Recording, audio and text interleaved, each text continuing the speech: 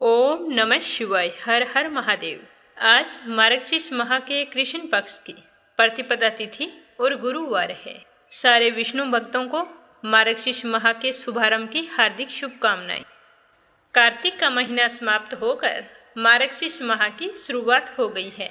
मार्गशीर्ष को अगहन के नाम से भी जाना जाता है। यह महीना धार्मिक दृष्टि से बहुत ही शुभ और पवित्र माना गया है। इस महीने में भगवान श्री हरि विष्णु और उनके अवतार कान्हा जी की पूजा करने का विधान है। मार्गशीर्ष के पूरे माह में स्नान, दान, दीपदान और व्रत करने से पापों का नाश होता है तथा मनुष्य को मोक्ष की प्राप्ति होती है। इस महीने में किए गए स्नान, दान और दीपदान से व्यक्ति के सारे पाप नष्ट हो जाते हैं और जीवन के अंत में मोक्ष की प्राप्ति होती है।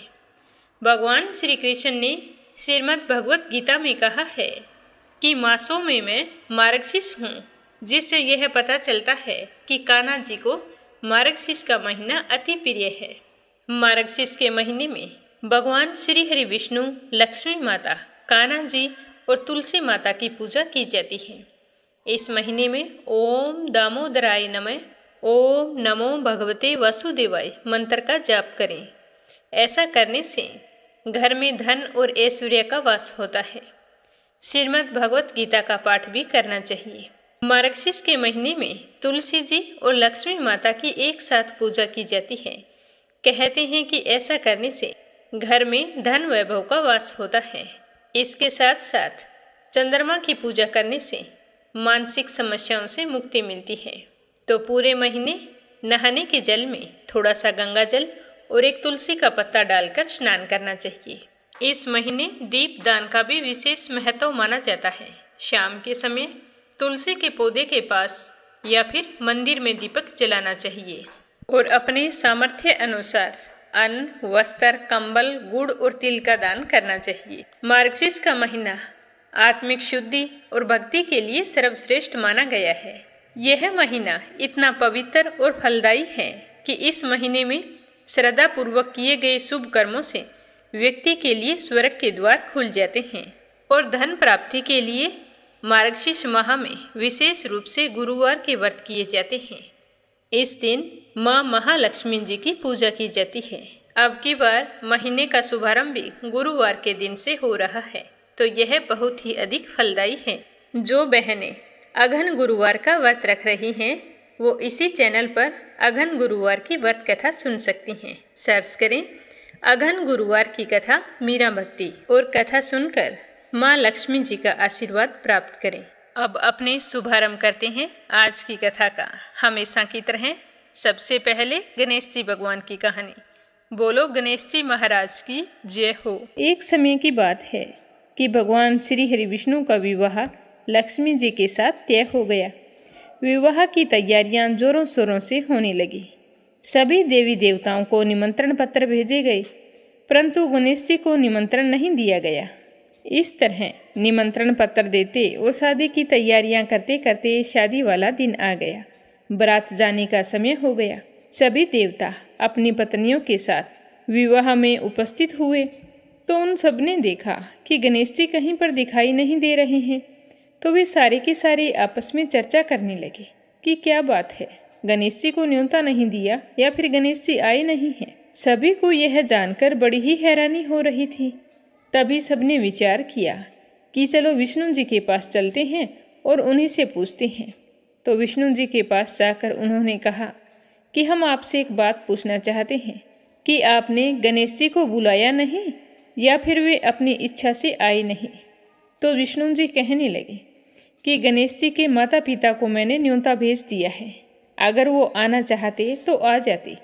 उन्हें अलग से न्योता देने की कोई ज़रूरत नहीं है।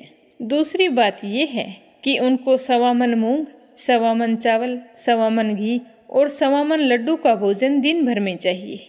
अगर हम उसे बारात में लेकर चले गए तो उन्हें इस तरह खाता देखकर सारे लोग हंसेंगे। दूसरे के घर जाकर इतना सारा खाना पीना अच्छा भी तो नहीं लगता।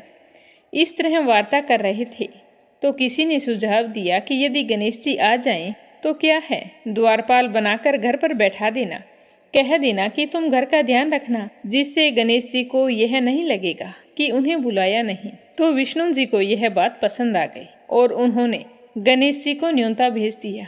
न्योता मिलते ही गणेश जी बड़े प्रसन्न हुए, सज धज कर वहाँ आ पहुँचे। तो विष्णु जी कहने लगे कि आप घर की रखवाली करना। घर की रखवाली के लिए कोई समझदार और जिम्मेदार होना चाहिए, तो मुझे आपसे समझदार और जिम्मेदार कोई दूसरा नहीं लगा। तो यह सुनकर गणेश जी और भी प्रसन्न हुए। तो इस तरह गणेश जी को रखवाली के लिए बैठा दिया और बारात वहाँ से चल दी।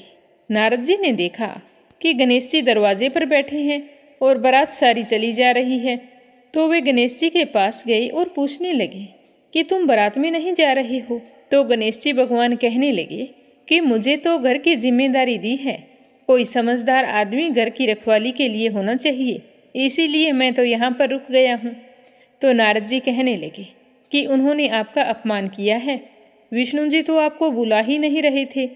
सबने जब पूछा तो वो कहने लगे कि उनके बड़े बड़े कान, सूंड, मोटा सारा पेट, यह देखकर लोग हंसेंगे और ऊपर से खाते कितना है, 1.25 मन लड्डू, 1.25 मन मूंग, 1.25 मन घी। बारात में ले जाकर मेरे ससुराल वालों की तो बदनामी होगी कि बारात में देखो कैसे बाराती आए हैं। तो यह सुनते ही गणेश जी बहुत ही दुखी हो गए और नारद जी से कहने लगे कि अब आप ही बताओ कि मैं क्या करूं। तो नारद जी ने कहा कि आप ऐसा करो कि अपनी मूषक सेना को आगे भेज दो और उनसे कहना कि आगे जाकर सारा रास्ता खोखला कर दे, जिससे उनके वाहन धरती में धंस जाएं। इस तरह परेशान होंगे तो वो आपको सम्मानपूर्वक बुलाएंगे, क्योंकि विष्णु जी भूल गए हैं कि आप सर्वप्रथम पूजनीय हैं। तो गणेश जी ने नारद जी के कहते ही अपनी मूषक सेना को जल्दी से आगे भेज दिया और कहा कि सारी जमीन को खोखली कर देना। तो चूहों ने जैसा गणेश जी ने बोला था वैसा ही किया। जैसे ही विष्णु जी की बारात वहाँ से गुजरने लगी तो रथों के पहिए धरती में धंस गए। लाख कोशिश की परंतु पहिए नहीं निकल रहे थे। सभी ने अपने अपने उपाय किए पर पहिए नहीं निकले, बल्कि जगह जगह से टूट गए। अब किसी की समझ में नहीं आ रहा था कि क्या किया जाए। उधर शादी का मुहूर्त निकला जा रहा था तो विष्णु जी तो बड़े ही परेशान थे। तब नारद जी वहाँ पहुँचे और कहा कि आप लोगों ने गणेश जी का अपमान करके अच्छा नहीं किया है। यदि उन्हें मना कर लाया जाए तो आपका कार्य सिद्ध हो सकता है और आप पर आया यह संकट भी टल सकता है। तो शंकर भगवान ने अपने दूत नंदी को भेजा तो नंदी गणेश जी को लेकर वहाँ आ गए। गणेश जी का आदर सम्मान के साथ पूजन किया गया। तब जाकर कहीं रथ के पहिए निकले। पहिए तो निकल गए पर वो तो जगह जगह से टूट फूट गए थे। अब उन्हें सही कौन करे। तो पास ही के खेत में एक हाथी काम कर रहा था तो उसे समाचार भेजा कि सारे रथों के पहिए सही कर दो। तो वह अपने खेत का काम छोड़कर कारीगर का सारा सामान लेकर वहाँ आ गया। जैसे ही वह रथ के पास बैठा तो कहने लगा, श्री गणेशाय नमः। ऐसा कहकर गणेश जी की मन ही मन वंदना करने लगा और देखते ही देखते गणेश जी ने सभी पहियों को थोड़ी सी देर में ठीक कर दिया। तो यह देखकर नारद जी ने कहा कि मैं आपसे एक बात पूछना चाहता हूँ कि आपने श्री गणेशाय नमः क्यों कहा। तो हाथी कहने लगा कि हे देवताओं, आपने सर्वप्रथम गणेश जी को नहीं मनाया होगा और ना ही उनकी पूजा की होगी, इसीलिए आप पर यह संकट आया है। तो नारद जी विष्णु भगवान से कहने लगे कि हमने ही गणेश जी को सर्वप्रथम पूजनीय बनाया था और आज हम ही उन्हें भूल गए, तो हमसे मूर्ख और अज्ञानी कौन हो सकता है। तो यह सुनते ही विष्णु भगवान गणेश जी से माफ़ी मांगते हैं और गणेश जी की पूजा करते हैं, उनका ध्यान करते हैं। फिर सारे मिलकर गणेश जी भगवान का जयकारा लगाते हैं। तो यह सब देखकर गणेश जी बहुत ही प्रसन्न होते हैं और नारद जी भी गणेश जी की ओर देखकर मंद मंद मुस्कुराने लगते हैं और बारात वहाँ से चल पड़ती है। फिर भगवान विष्णु और लक्ष्मी जी का विवाह बड़ी ही धूमधाम से संपन्न होकर सकुशल सारे घर लौट आते हैं। इसीलिए कोई भी व्रत पूजा पाठ हो, गणेश जी भगवान को जरूर याद करना चाहिए। ज़्यादा समय नहीं है तो एक छोटी सी कहानी सुनकर ही शुभारंभ कर सकते हैं। बोलो गणेश जी भगवान की जय हो। अब अपने सुनते हैं मार्गशीर्ष मास महात्म्य। बोलो श्री हरि विष्णु भगवान के अनंत स्वरूपों की जय हो। मार्गशीर्ष महात्म्य में प्रातःकाल स्नान की महिमा, स्नान विधि, तिलक धारण, गोपी चंदन का महात्म्य, तुलसी माला का महत्व, भागवत पूजा का विधान और शंख की महिमा के बारे में बताया गया है। तो सारे विष्णु भक्त श्रद्धा भाव से सुनते रहिए। सूत जी कहते हैं कि जो संपूर्ण जगत को आनंद प्रदान करने वाले तथा भोग और मोक्ष देने वाले हैं, उन लक्ष्मीपति भक्त वत्सल देवकी नंदन श्री कृष्ण को मैं प्रणाम करता हूँ। श्वेत द्वीप में देवादिदेव भगवान रमाकांत सुख से विराजमान थे। उस समय पितामह ने उन्हें नमस्कार करके पूछा कि हे ऋषिकेश, आप संपूर्ण जगत को धारण करने वाले हैं। आपके नामों को सुनना और आपके नाम का कीर्तन करना परम पवित्र है। आपने पहले यह कहा है कि महीनों में मैं मार्गशीर्ष हूँ, अतः उस महीने का महात्म्य क्या है, यह मैं यथार्थ रूप से जानना चाहता हूँ।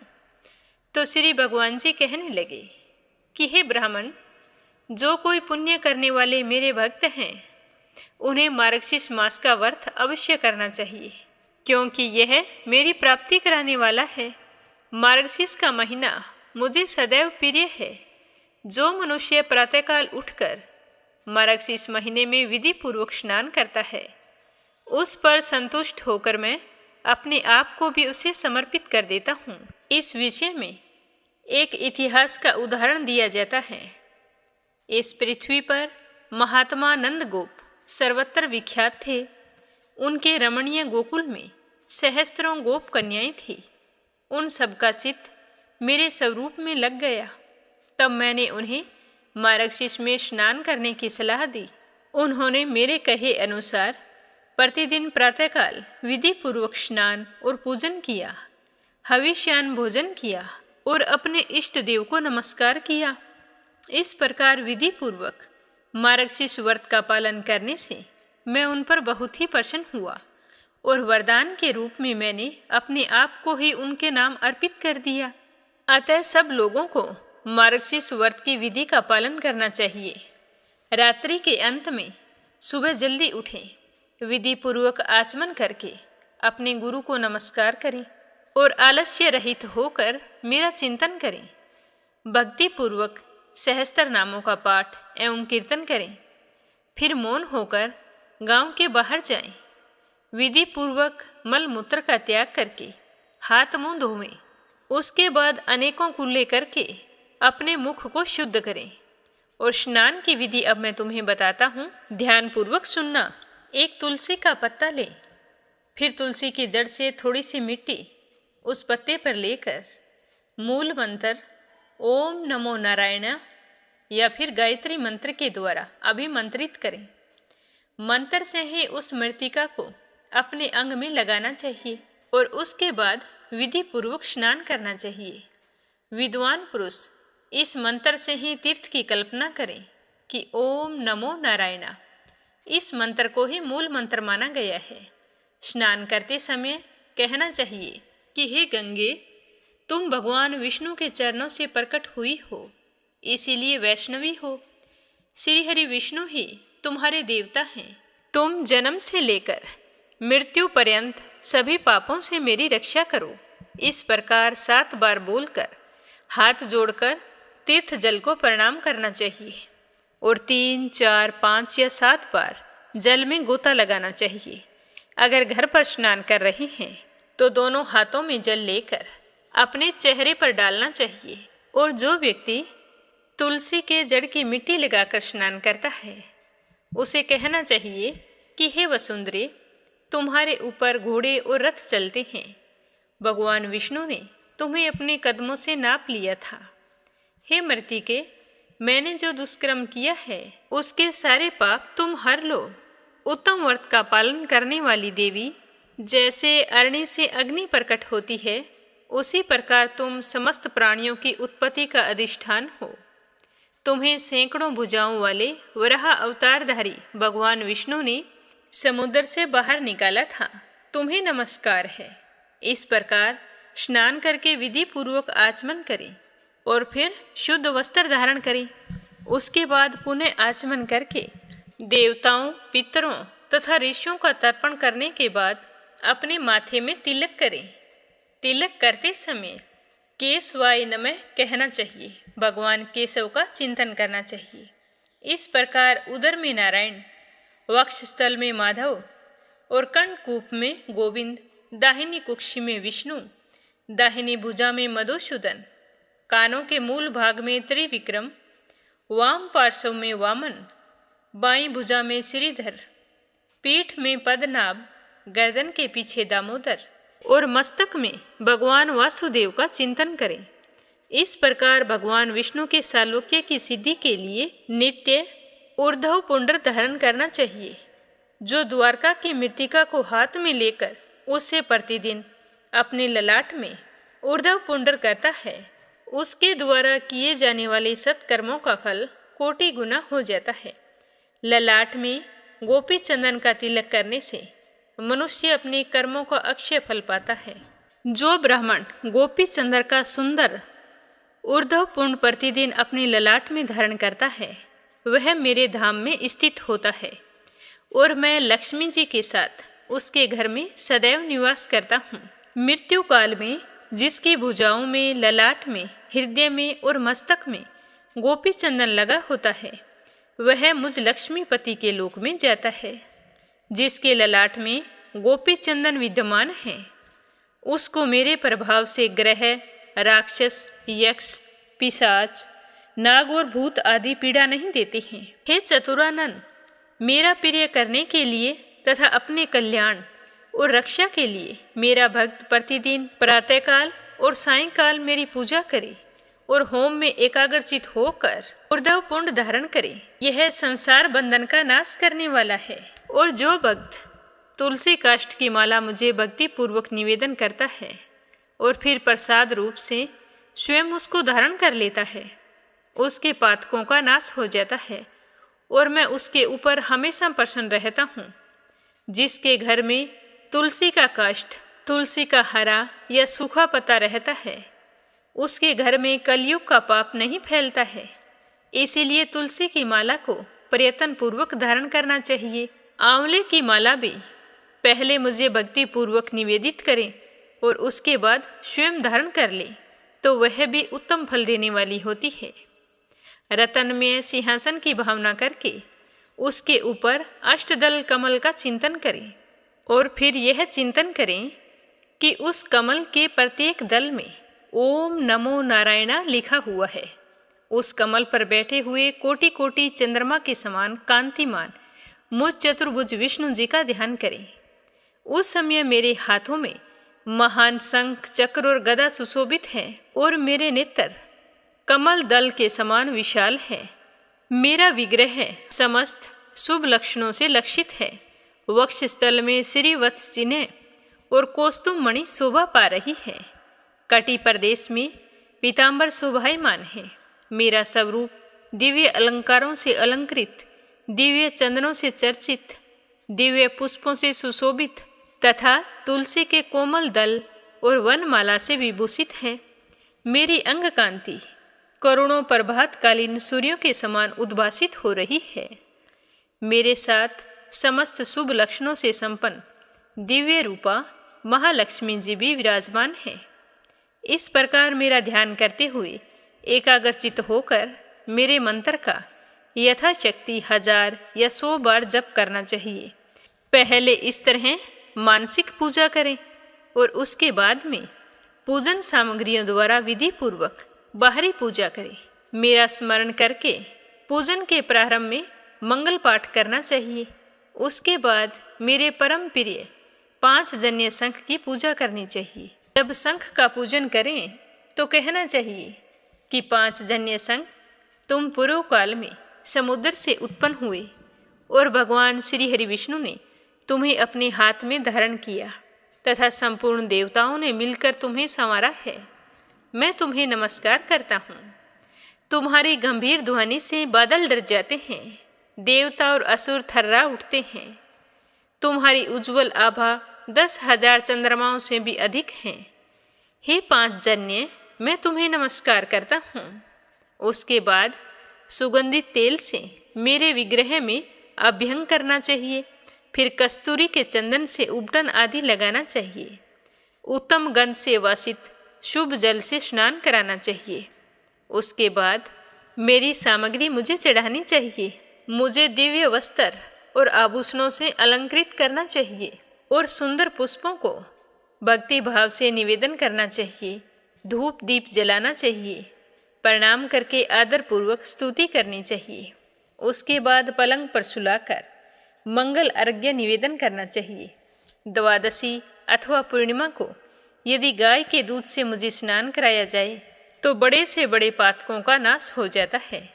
जो मनुष्य मार्गशीर्ष मास में मुझे मधु और शक्कर से स्नान कराता है तो वह व्यक्ति स्वर्ग से जब इस लोक में आता है तो राजा का पद पाता है, और जो मुझे दूध से नहलाता है वह स्वर्ग लोक में चंद्रमा, इंद्र, रुद्र और मर्दों गणों पर विजय पाता है। और जो मनुष्य मार्गशीर्ष के महीने में शंख के अंदर तीर्थ का जल डालकर उसकी एक बूंद से भी मुझे नहलाता है वह अपने समूचे कुल का उद्धार कर देता है।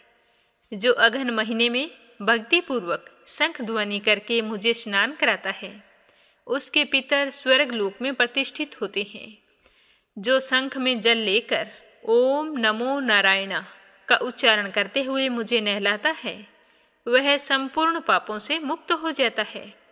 नदी, तालाब, बावड़ी और कुआं आदि का जल शंख में रखा जाता है वह सब गंगा जल के समान हो जाता है। जो वैष्णव मेरे चरणोदक को शंख में रखकर अपने मस्तक पर धारण करता है वह तपस्वी मुनियों में सबसे श्रेष्ठ होता है। तीनों लोकों में जितने तीर्थ हैं वे सब मेरी आज्ञा से शंख में निवास करते हैं, इसीलिए शंख श्रेष्ठ माना गया है। जो शंख में फूल, जल और अक्षत रखकर मुझे अर्घ्य देता है उसे अनंत पुण्य की प्राप्ति होती है। और जो वैष्णव मेरे मस्तक पर शंख का जल घुमाकर अपने घर में छींटा देता है उसके घर में कोई भी अशुभ नहीं होता है। बाजों के उत्स्वर और गीत कीर्तन आदि के मंगलमय शब्दों के साथ जो भक्तिपूर्वक मुझे स्नान कराता है वह जीवन मुक्त हो जाता है। और जो मनुष्य मेरी महिमा का गान करता है और मेरी कथाओं को सुनता है उसके घर में सुख सौभाग्य का वास होता है। बोलो श्री हरि विष्णु भगवान के अनंत स्वरूपों की जय हो। कल के अध्याय में अपने सुनेंगे भगवान के पूजन में घंटानाद, चंदन, पुष्प, तुलसी दल, धूप और दीपक का महात्म्य। तो श्री हरि का आशीर्वाद पाने के लिए रोजाना नियम से सुनते रहिए। अब अपने सुनते हैं श्री हरि विष्णु भगवान के मत्स्य अवतार की कथा। आज मार्गशीर्ष माह का पहला गुरुवार है, तो पहले अपने सुनेंगे माँ महालक्ष्मी की कथा, उसके बाद गुरुवार व्रत कथा। बोलो माँ महालक्ष्मी जी की जय हो। हे माता रानी, हमारे घर में भी अन्न धन का वास करना। एक समय की बात है, भद्रसर्वा नाम के एक राजा थे। वे बड़े ही पराक्रमी राजा थे। उनकी पत्नी का नाम सूर्यचंद्रिका था। रानी दिखने में बहुत ही सुंदर और सुलक्षणा थी तथा पतिव्रता नारी थी। उन दोनों को 7 पुत्र तथा उसके बाद एक कन्या का वरदान मिला था। तो वरदान के अनुसार उन्हें पहले 7 पुत्रों की प्राप्ति हुई, उसके बाद एक कन्या ने जन्म लिया। तो राजा और रानी ने अपनी बेटी का नाम श्यामबाला रखा। तो एक समय की बात है कि माँ महालक्ष्मी जी के मन में आया कि मैं महल में जाकर राजा के राजप्रसाद में रहूं। इससे राजा को दुगनी धन दौलत प्राप्त होगी और वह इस धन दौलत से अपनी प्रजा को और भी अधिक सुख दे पाएगा। अगर गरीब के घर में रहूंगी तो उसे धन दौलत प्राप्त होगी तो वह तो स्वार्थी की तरह केवल अपने ऊपर ही खर्च करेगा। तो यह सोचकर श्री महालक्ष्मी जी ने बूढ़ी ब्राह्मण स्त्री का रूप धारण किया और हाथ में लाठी लेकर लाठी के सहारे धीरे धीरे रानी के महल के द्वार तक पहुंच गए। उन्होंने बूढ़ी औरत का रूप धारण किया था, फिर भी उनके चेहरे पर देवी का सा तेज था। उन्हें देखते ही एक दासी सामने आई और पूछने लगी कि आपका नाम क्या है, कौन से गांव से आई हैं, क्या काम करती है, आपका धर्म क्या है। तो वृद्ध ब्राह्मण का रूपधारी लक्ष्मी माता ने कहा कि बेटी, मेरा नाम कमला है, मेरे पति का नाम भुवनेश है, हम द्वारिका में रहते हैं। तुम्हारी रानी पिछले जन्म में एक वेश्य की पत्नी थी। वह वेश्य गरीब था दरिद्रता के कारण इनके घर में रोजाना झगड़े होते थे। उसका पति उसे रोज मारता था। इन्हीं बातों से तंग आकर वह घर छोड़कर चली गई तथा वन में खाली पेट भटकने लगी। मुझे इसकी दुर्दशा पर दया आ गई और मैंने उसे सुख संपत्ति देने वाली श्री महालक्ष्मी जी की कथा सुनाई थी। मेरे कहने पर उसने श्री माँ महालक्ष्मी जी का व्रत किया था, जिससे लक्ष्मी माता प्रसन्न हुई और इसकी गरीबी दूर हो गई। उसका घर धन दौलत संतति संपत्ति से भर गया। बाद में पति और पत्नी अपने जीवन के सारे सुखों को भोग करते हुए परलोक सिधार गए। लक्ष्मी व्रत करने के कारण वे पहले लक्ष्मी लोक में रहे। उन्होंने जितने साल महालक्ष्मी जी का व्रत किया था उतने हजारों सालों तक उन्हें वहां पर सुख भोग मिला। उसके बाद तुम्हारी रानी का जन्म राजघराने में हुआ है, परंतु वह तो श्री महालक्ष्मी का व्रत करना भूल गई है। उसे मैं याद दिलाने यहाँ आई हूँ। तो बुढ़िया की बात सुनकर दासी ने उन्हें प्रणाम किया तथा श्री महालक्ष्मी का व्रत किस तरह किया जाता है इसके बारे में पूछा। तो महालक्ष्मी जी ने दासी को पूजा की विधि और व्रत की महिमा बताई। इसके बाद वह दासी माता को प्रणाम करके रानी को बताने के लिए अंदर चली गई। लेकिन राज वैभव में रहते हुए रानी को अपने ऐश्वर्य का बहुत ही घमंड हो गया था। संपत्ति तथा अधिकार की वजह से वह उन्मत्त हो गई थी। दासी द्वारा बताई गई बुढ़िया की बातें सुनकर वह आग बबूला हो गई और भागकर राजद्वार पर आई और बुढ़िया के रूप में आई श्री महालक्ष्मी पर बरस पड़ी। क्रोध के मारे ना जाने कौन कौन से शब्द कहने लगी। रानी को पता नहीं था कि बुढ़िया के रूप में माँ महालक्ष्मी स्वयं आई है। रानी का इस तरह से रूखा बर्ताव देखकर और अपना अनादर देखकर माता ने वहाँ ठहरना उचित नहीं समझा। वो सोचने लगी कि इसे तो अपने आप पर बहुत ही घमंड है, मुझे यहाँ से चलना चाहिए।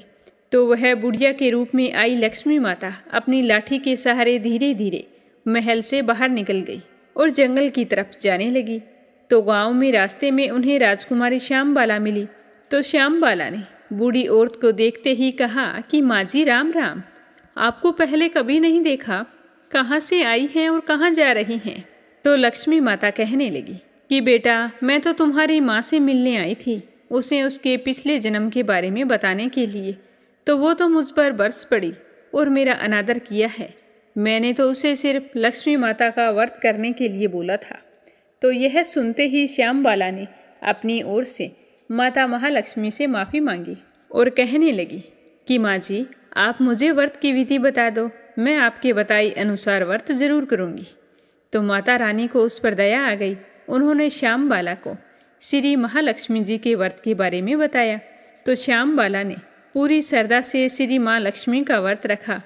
तो व्रत के फल के प्रभाव से राजा सिद्धेश्वर के सुपुत्र मालाधर से उसका विवाह हो गया। वह धन दौलत ऐश्वर्य वैभव से माला माल हो गई और पति के साथ ससुराल में आनंद से रहने लगी। इधर रानी पर महालक्ष्मी जी का प्रकोप हुआ। तो प्रकोप के कारण राजा भद्रसर्वा का राज्य और सारा कारोबार नष्ट हो गया, यहाँ तक कि खाने के भी लाले पड़ गए। ऐसी हालत में एक दिन राजा ने रानी से निवेदन किया कि हमारा दामाद इतना बड़ा राजा है, इतना धनवान और ऐश्वर्यशाली है, क्यों न उसके पास जाएं, उसे अपना हाल बताएं तो वह हमारी मदद जरूर करेंगे। तो रानी की बात सुनकर राजा ने कहा कि तुम यहीं पर रुको, मैं बेटी और दामाद के पास जाकर आता हूँ। यह कहकर राजा भद्रसर्वा अपने दामाद के पास जाने के लिए रवाना हो गए। उसके राज्य में पहुंचकर एक तालाब के किनारे थोड़ी देर विश्राम करने के लिए ठहर गए। उसी तालाब से पानी लेने आने जाने वाली दासियों ने उन्हें देखा तो उन्होंने बड़ी ही विनम्रतापूर्वक पूछताछ की कि आप कौन हैं। तो उन्हें मालूम हुआ कि वे तो रानी श्यामबाला के पिता हैं। तो वे दौड़ती हुई रानी श्यामबाला के पास गई और सारी बात बताई। तो रानी ने दासी के हाथ राज परिधान भेजकर बड़े ठाठ से स्वागत और आदर सत्कार करके अपने पिताजी को बुलाया और खूब खातिरदारी की। 2-4 दिन रुकने के बाद में जब राजा भद्रसर्वा लौटने लगे तो उनकी बेटी ने सोने की मोहरों से भरा हुआ घड़ा दिया। जब राजा भद्रसर्वा घर लौट आई तो उन्हें देखकर रानी सूर्यचंद्रिका बहुत ही खुश हुई कि फटे पुराने कपड़े पहन कर गए थे और राजा के परिधान में वापस आए हैं, तो बेटी ने खूब सारा धन दिया होगा। तो राजा ने वह घड़ा अपनी पत्नी सूरज चंद्रिका को दे दिया। जैसे ही उसने घड़े को खोला तो कहने लगी कि हाय राम, हे भगवान, इस घड़े में तो कोयले भरे हुए हैं, पर यह तो सब महालक्ष्मी जी के प्रकोप से हुआ था। पर रानी को बहुत गुस्सा आया। वो सोचने लगी कि मेरी बेटी को धन का घमंड हो गया है और उसने हमारा अपमान किया है। तो इस बार वह स्वयं अपनी कन्या के पास गई। तो उस दिन श्यामबाला ने माँ लक्ष्मी का व्रत रखा था। अपनी माँ को आया देखकर वह बहुत ही खुश हुई और अपनी माँ से भी महालक्ष्मी का व्रत करवाया। व्रत और पूजा पाठ करने के बाद में रानी अपने घर आ गई। व्रत रखने से रानी को बड़ा ही सुकून महसूस हुआ। तो रानी भी नियम से लक्ष्मी माता के व्रत रखने लगी। तो महालक्ष्मी के व्रत रखने से उसे फिर से राजपाट, धन दौलत, ऐश्वर्य प्राप्त हुआ। तो वह सुख शांति और आनंद में जीवन बिताने लगी। कुछ दिनों के बाद में राजकन्या श्यामबाला अपने पिता के घर आई। तो उसे घर आया देखकर सूरज चंद्रिका को पुरानी बातें याद आ गई। सोचने लगी कि बेटी तो जरूर है, पर इसने अपने पिताजी को कोयलों से भरा हुआ घड़ा दिया था, बुरे वक्त में हमारे काम नहीं आई। आज भगवान की कृपा से मेरे तो खूब धन धान्य है। पुरानी बातों को याद करती हुई सूरज चंद्रिका ने अपनी बेटी के घर आने पर कोई खुशी जाहिर नहीं की। श्यामबाला को अपने पिता के घर पर कोई मान सम्मान नहीं मिला, बल्कि अनादर हुआ, पर उसने इस बात का बुरा नहीं माना। वह कुछ दिन मायके में रही और फिर ससुराल के लिए जाने लगी। तो उसकी माँ ने उसे कुछ नहीं दिया। तो उसने वहाँ से थोड़ा सा नमक लिया और अपने पल्ले में बांध लिया और अपने ससुराल लौट आई। तो उसे देखते ही उसके पति ने पूछा कि श्यामबाला, मायके जाकर आई हो, क्या लेकर आई थी? तो उसने जवाब दिया कि मैं तो वहाँ का सार लाई हूँ। तो पति ने पूछा कि इसका मतलब क्या है? तो श्यामबाला ने कहा कि थोड़ा धीरज रखो, सब कुछ मालूम हो जाएगा। तो उस दिन श्यामबाला ने सारा भोजन बनाया तो उसमें नमक नहीं डाला और अपने पति को भोजन परोस दिया। पति ने जब भोजन चखा तो सारा खाना बिना नमक के था, तो उसमें कोई स्वाद नहीं आ रहा था। तो वो श्यामबाला से कहने लगे कि श्यामबाला, आज तुमने ऐसा कैसा भोजन बनाया है, इसमें तो कोई स्वाद नहीं है। तो अपने पति की बात सुनकर श्यामबाला ने अपनी चुनरी के पल्ले के लगाई हुई गांठ खोलकर उसमें से नमक डाल दिया, जिससे सारा भोजन स्वादिष्ट हो गया। तो उसके पति ने कहा कि अब तो भोजन स्वादिष्ट हो गया है, आपने बिना नमक के भोजन क्यों बनाया था? तो श्यामबाला कहने लगी कि स्वामी, यही है मायके से लाया हुआ सार। तो श्यामबाला के इतना कहते ही उसके पति को सारी बात समझ में आ गई। तो दोनों हंसने लगे और साथ साथ भोजन करने लगे। हे लक्ष्मी माता, जैसा आपने श्यामबाला को धन धान्य दिया, वैसा हमें भी देना। सुख सौभाग्य का वास करना, अन्न धन के भंडार भरना। जो भी आपकी कथा कहे, सुने या सुनाए, उसकी सारी मनोकामनाएं पूर्ण करना। बोलो माँ महालक्ष्मी जी की जय हो।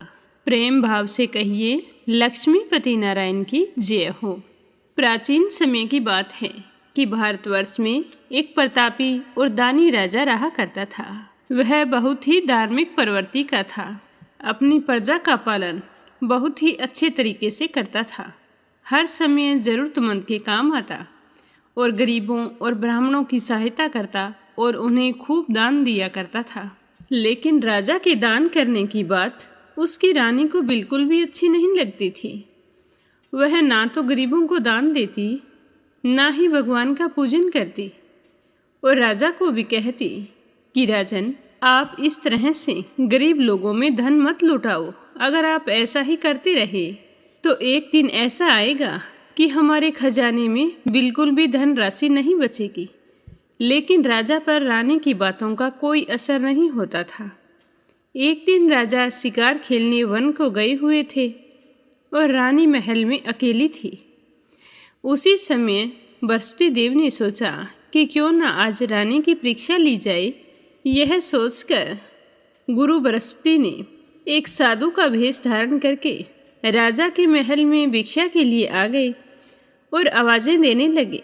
तो जैसे ही आवाज़ सुनकर रानी बाहर आई तो साधु बाबा ने कहा कि बेटा भिक्षा दो। तो रानी कहने लगी कि नहीं साधु महाराज, मैं भिक्षा नहीं दे सकती। तो साधु बाबा कहने लगे कि क्यों बेटी, क्या बात है?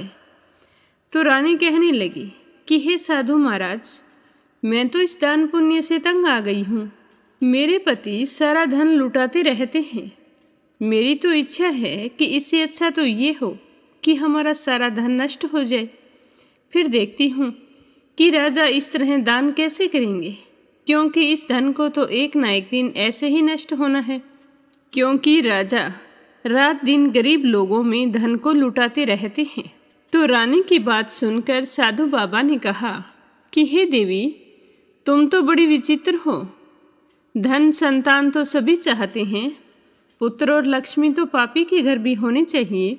यदि तुम्हारे पास अधिक धन है तो भूखों को भोजन दो, प्यासों के लिए प्याऊ बनवाओ, मुसाफिरों के लिए धर्मशालाएं खुलवाओ।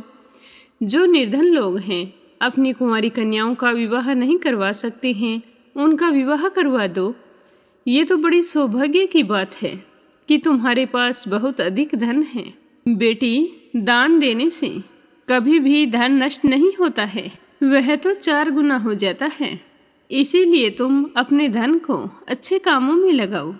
ऐसा करने से तुम्हारा यश लोक और परलोक में फैलेगा। परंतु रानी पर साधु बाबा की बात का कोई भी असर नहीं पड़ा। वो कहने लगी कि हे साधु बाबा, आप मुझे कुछ ना समझाएं। मैं ऐसा धन नहीं चाहती हूँ जो हर जगह बांटती फिरूं।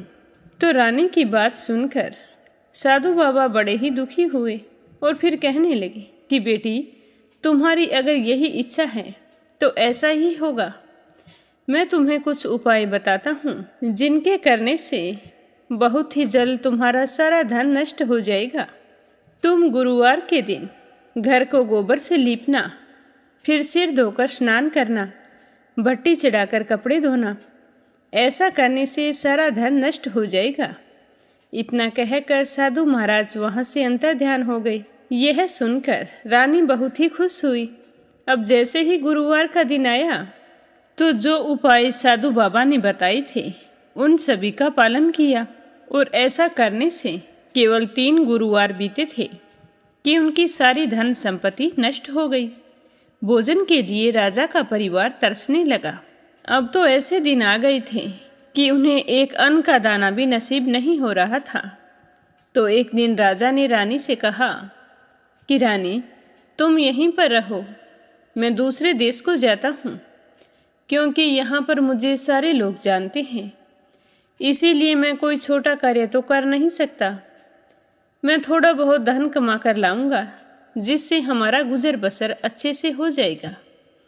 ऐसा कहकर राजा परदेश चले गए और वहाँ जाकर जंगल से लकड़ी काट कर लाते और शहर में बेच देते। तो इस तरह अपना जीवन यापन करने लगे।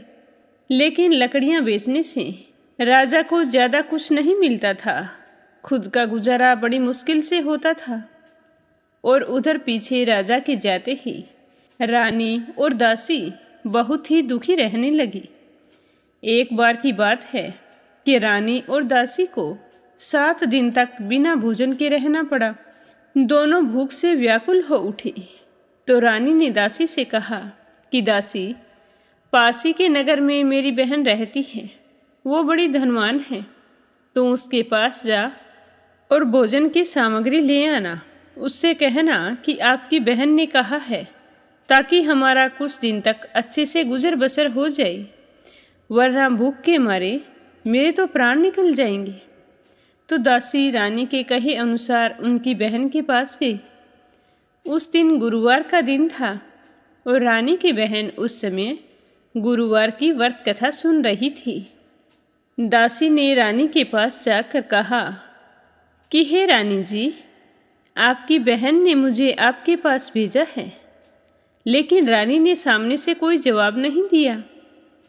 जब दासी को रानी की बहन से कोई उत्तर नहीं मिला तो वह बहुत ही दुखी हुई और भाग्य को कोसती हुई वापिस अपनी रानी के पास आ गई और आकर रानी को सारी बात बता दी कि आपकी बहन ने मेरी बात का कोई भी जवाब नहीं दिया है। तो दासी की बात सुनकर रानी कहने लगी कि जब अपने ही ग्रह खोटे हों तो क्यों कोई हमारी सहायता करेगा। और रानी की आंखें पानी से भर आई।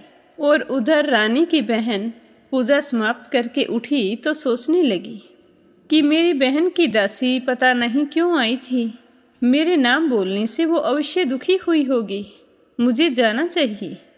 तो वह कथा और पूजन समाप्त करके जल्दी से अपनी बहन के घर आई और कहने लगी कि हे बहन, मेरा तो गुरुवार का व्रत था और मैं व्रत कथा सुन रही थी।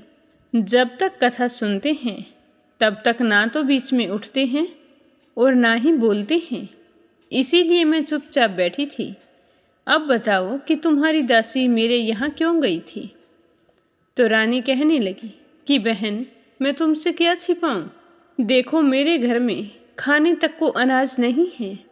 हमारी आर्थिक स्थिति इतनी खराब हो गई है कि राजा को देश छोड़कर जाना पड़ा। पता नहीं वो कहाँ है, किस हाल में है। यह कहते कहते रानी की आंखें पानी से भर आई। उसने दासी समेत पिछले 7 दिनों तक भूखे रहने की बात भी अपनी बहन को विस्तार से बता दी। तो रानी की बहन कहने लगी कि देखो बहन, भगवान गुरुदेव सबकी मनोकामना पूर्ण करते हैं। देखो, शायद तुम्हारे घर में अनाज रखा हो। तो पहले तो रानी को विश्वास नहीं हुआ, पर बहन के बार बार आग्रह करने पर रानी ने अपनी दासी को अंदर भेजा। तो दासी ने अंदर जाकर देखा तो सचमुच एक अनाज से भरा हुआ घड़ा मिल गया। तो वह बहुत ही खुश हुई और बाहर आकर रानी से कहने लगी कि रानी साहिबा, देखो, अनाज से भरा हुआ घड़ा है। हमें तो इतने दिन तक दिखाई ही नहीं दिया। ये तो भगवान की ही कृपा है। तो यह सुनकर रानी बहुत ही खुश हुई। तो दासी कहने लगी कि हे रानी, अगर आपको बुरा ना लगे तो मैं एक बात कहूँ। हमें जब भोजन नहीं मिला था तो हम 7 दिन तक भूखे रहे थे। तो मेरा तो कहना यही है कि आप अपनी बहन से गुरुवार के व्रत की विधि और कथा पूछ लो, ताकि हम भी व्रत कर सकें। और व्रत करने से गुरु बृहस्पति देव हम पर प्रसन्न हो जाए तो हमारे भी दिन बदल जाएंगे। तो दासी की बात सुनकर रानी ने अपनी बहन से पूजा की सारी विधि पूछी। तो उसकी बहन ने बताया कि गुरुवार के दिन चने की दाल और मुनक्का से भगवान विष्णु का केले की जड़ में पूजन करें तथा घी का दीपक जलाएं, व्रत कथा सुने और पीला ही भोजन करें और इस दिन नमक ना खाएं। इससे गुरु बृहस्पति देव बहुत ही प्रसन्न होते हैं। इस तरह व्रत और पूजन की सारी विधि बताकर रानी की बहन अपने घर चली गई। 7 दिन के बाद जब गुरुवार का दिन आया, रानी और दासी दोनों ने व्रत रखा। गुड़साल में जाकर चना और गुड़ ले आई। फिर उससे केले की जड़ में भगवान श्री हरि विष्णु की पूजा की और अपने मंगल जीवन की कामना करते हुए रानी ने अपने से हुई भूल चूक के लिए क्षमा मांगी।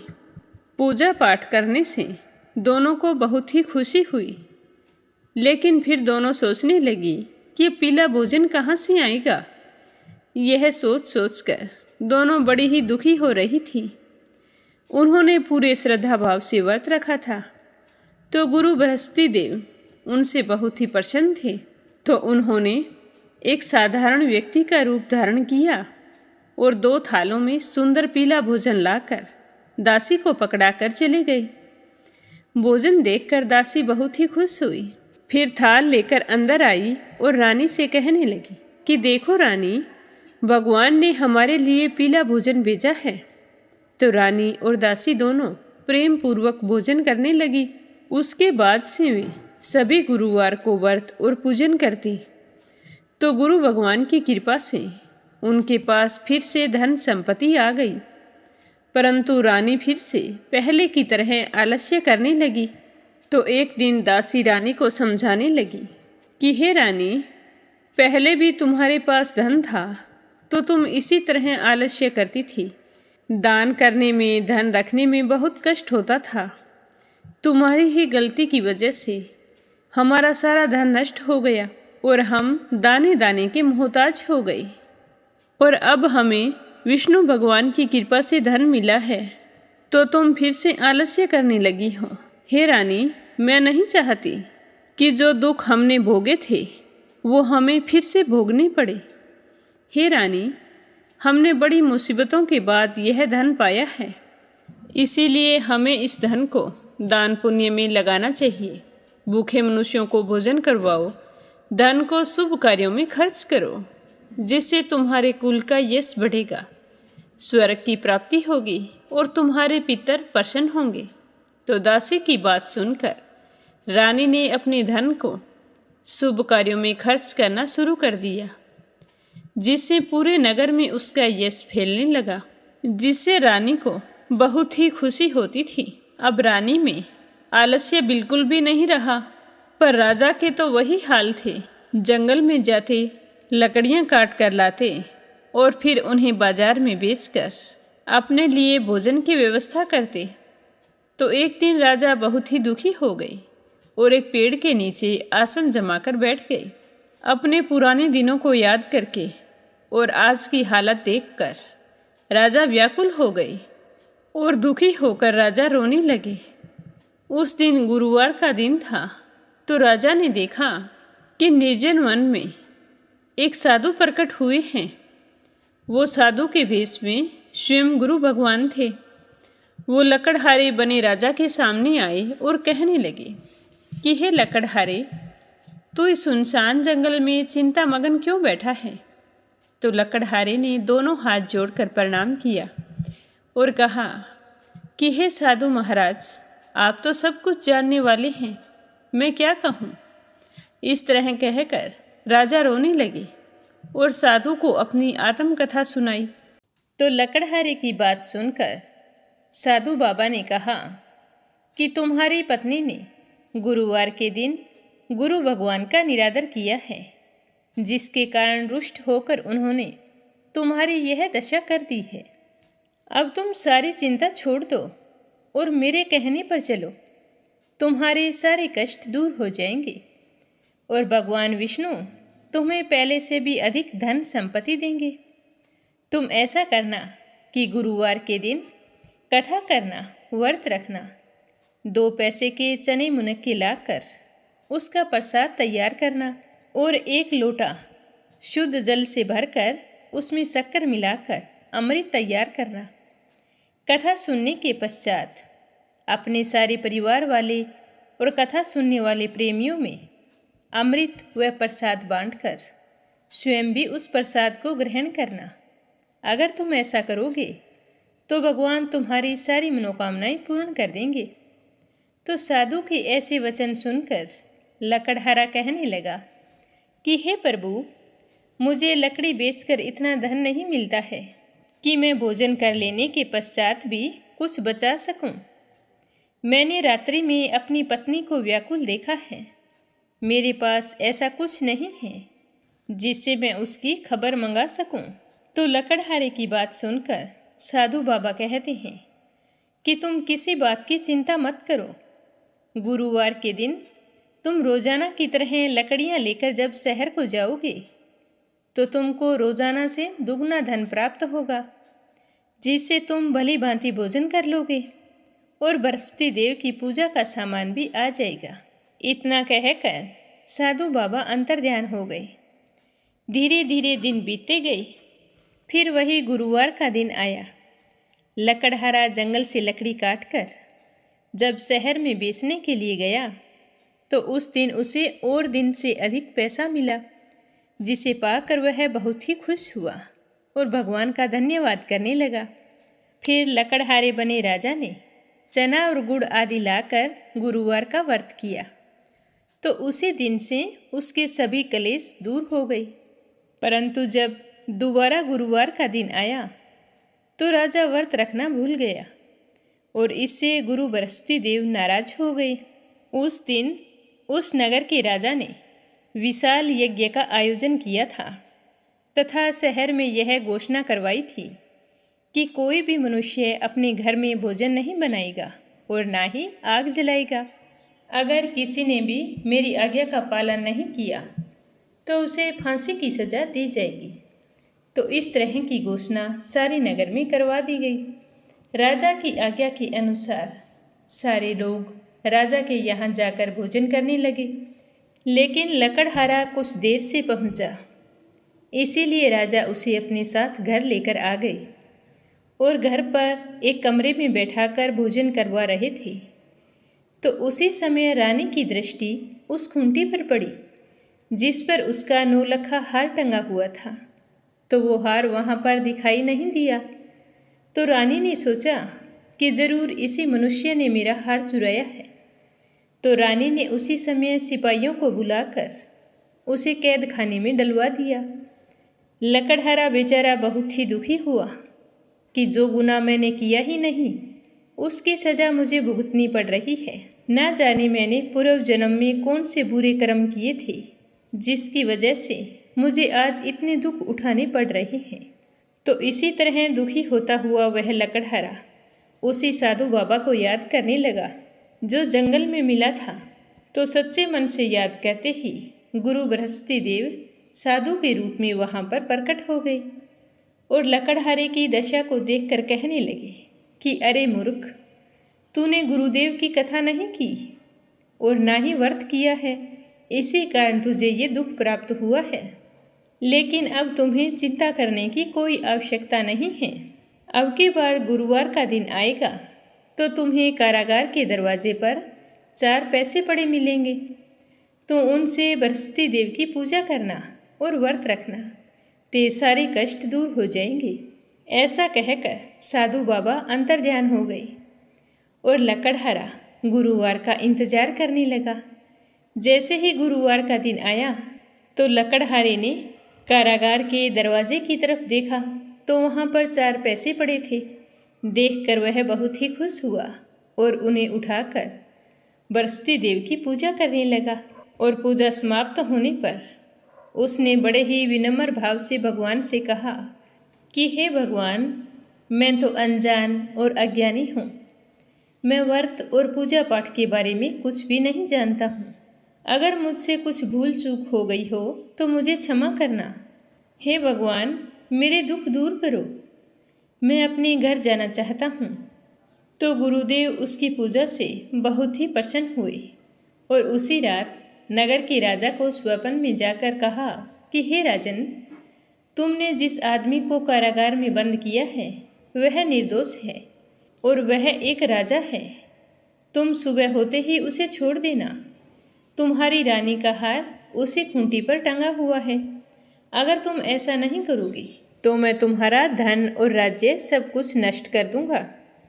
तो इस तरह रात्रि के स्वप्न को याद करके राजा प्रातःकाल उठते ही खूंटी पर टंगे हुए हार को देखा और फिर लकड़हारे को बुलाकर उसे क्षमा मांगी। फिर लकड़हारे को योग्य सुंदर वस्त्र आभूषण देकर विदा किया। गुरुदेव की आज्ञा अनुसार लकड़हारा अपने नगर की ओर चल दिया। जब राजा अपने नगर के निकट पहुंचा तो उसे बड़ा ही आश्चर्य हुआ, क्योंकि नगर में पहले से अधिक बाग, तालाब, कुएं तथा बहुत सी धर्मशाला, मंदिर आदि बन गए थे। तो राजा पूछने लगे कि ये बाग और धर्मशाला किसने बनवाई है? तो सारे लोग कहने लगे कि ये तो सब रानी और बांदी ने बनवाई है। तो राजा को बहुत ही आश्चर्य हुआ और गुस्सा भी आया कि रानी के पास इतना धन कहाँ से आया, जो मेरे जाते ही उसने इतने कुएं बावड़ी बनवा दिए हैं। तभी एक व्यक्ति जाकर रानी को खबर कर देता है कि राजा आ गए हैं और महल की तरफ आ रहे हैं। तो रानी ने बांदी से कहा कि हे दासी, जो कुछ मैं कह रही हूँ तुम ध्यान से सुनना। राजा हमको कितनी बुरी हालत में छोड़ गए थे और हमारी ऐसी हालत देखकर कहीं वो वापस ना लौट जाएं, क्योंकि वो सोचेंगे कि हमारे पास इतना धन कहाँ से आया है, कहीं हमारी नीयत में खोट तो नहीं आ गया। इसीलिए हे दासी, तुम दरवाजे पर खड़ी हो जा। तो रानी की बात सुनकर दासी दरवाजे पर खड़ी हो गई। राजा आए तो उन्हें अपने साथ महल में ले आई। तब राजा ने क्रोध करते हुए अपनी रानी से कहा कि हे रानी, तुम्हें ये धन कहाँ से प्राप्त हुआ? तुम ऐसा कौन सा कार्य करती हो जो आज तुम्हारे पास इतना धन वैभव है? तो राजा के गुस्से को शांत करती हुई रानी कहती है कि हे राजन, मैंने ऐसा कोई कार्य नहीं किया है। यह सारा धन तो हमें गुरु बृहस्पति देव ने दिया है। मैं तुम्हारे जाने के बाद में गुरु बृहस्पति देव के व्रत करके उनकी पूजा पाठ करती हूँ, तो उसी की वजह से हमें ये धन प्राप्त हुआ है। तो राजा सोचने लगे कि साधु बाबा की बात सच थी। फिर से धन और अपने परिवार को पाकर राजा बहुत ही खुश हुए और राजा ने निश्चय किया कि 7 रोज बाद तो सारे लोग गुरु बृहस्पति देव का पूजन करते हैं, व्रत रखते हैं, परंतु मैं अब से रोजाना दिन में 3 बार कहानी कहा करूँगा और रोजाना व्रत किया करूँगा। अब राजा के दुपट्टे में हर समय चने की दाल बंधी रहती। अब राजा 3 बार दिन में कहानी कहते और रोजाना व्रत रखते। एक दिन राजा ने विचार किया कि कितने महीने हो गए अपनी बहन के यहाँ नहीं गया हूँ, मुझे अपनी बहन से मिलकर आना चाहिए। तो ऐसा निश्चय करके राजा घोड़े पर सवार होकर अपनी बहन के घर के लिए रवाना हो गए। थोड़ी दूर गए तो कथा कहने का समय हो गया। तभी मार्ग में राजा ने देखा कि कुछ आदमी एक मुर्दे को लेकर जा रहे हैं। तो राजा ने उन्हें रोक कर कहा कि अरे भाइयों, मेरे गुरु बृहस्पति देव की कथा सुन लो। तो वो कहने लगे कि लो, इनकी सुनो, हमारा तो आदमी मर गया है और इसे अपनी कथा की पड़ी है। परंतु कुछ बुजुर्ग आदमी कहने लगे कि कथा सुनने में कोई हर्ज नहीं है, राम का नाम लेना अच्छा होता है। चलो सारे गुरु बृहस्पति देव की कथा सुनते हैं। तो सारे एकाग्र होकर राजा से गुरु बृहस्पति देव की कथा सुनने लगते हैं। राजा कथा कहनी शुरू करते हैं। जब कथा आदि होती है तो वह मुर्दा हिलने लगता है और जब कथा समाप्त होती है तो वह तो राम राम कह के खड़ा हो जाता है। तो यह देखकर सभी को बहुत ही आश्चर्य होता है और सारे लोग राजा का धन्यवाद करने लगते हैं और राजा वहाँ से आगे चल पड़ते हैं। तो आगे मार्ग में उन्हें एक किसान हल चलाता हुआ मिलता है। तो राजा उसे देखकर कहते हैं कि अरे भाई, तुम मेरे गुरु बृहस्पति देव की कथा सुन लो। तो राजा की बात सुन के किसान कहता है कि भाई, तुम्हारे तो कोई कामकाज है नहीं, मेरे तो बहुत काम है। जब तक मैं तुम्हारी कथा सुनूंगा 4 हरिया जोत लूँगा। तुम यहाँ से जाओ और अपनी कथा किसी और को सुनाना, जिसके तुम्हारी तरह कोई काम ना हो, वही तुम्हारी कथा को सुन सकता है। तो राजा निराश होकर आगे चलने लगे। राजा के वहाँ से जाते ही बैल पछाड़ खाकर गिर गए और किसान के पेट में जोरों का दर्द होने लगा। उसी समय उस किसान की माँ रोटी लेकर आई। जब उसने अपने पुत्र को जमीन पर बुरी तरह से लौटते हुए देखा तो भागकर उसके पास गई और पूछा कि बेटा, क्या हुआ? तो बेटे ने सारा हाल कह सुनाया। तो उसकी माँ दौड़ी दौड़ी उस घुड़सवार के पास गई और जाकर कहने लगी कि मैं तुम्हारी कथा सुनूंगी, तुम चलो मेरे खेत पर चलकर कथा कहना।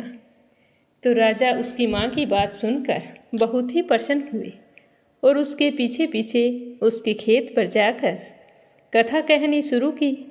तो कथा सुनते ही किसान के पेट का दर्द बंद हो गया और बैल भी उठ खड़े हुए। तो यह देखकर किसान की माँ बहुत ही खुश हुई और भगवान का धन्यवाद करने लगी। फिर राजा वहाँ से चलकर अपनी बहन के घर पहुँच गई। बहन अपने भाई को घर आया देखकर बहुत ही खुश हुई और अपने भाई की खूब मेहमानी की। दूसरे दिन सुबह जब राजा उठे तो वो इधर उधर देखने लगे। उनके घर सारे लोग भोजन कर रहे थे। तो राजा की बहन कहने लगी कि भैया, आप क्या देख रहे हैं?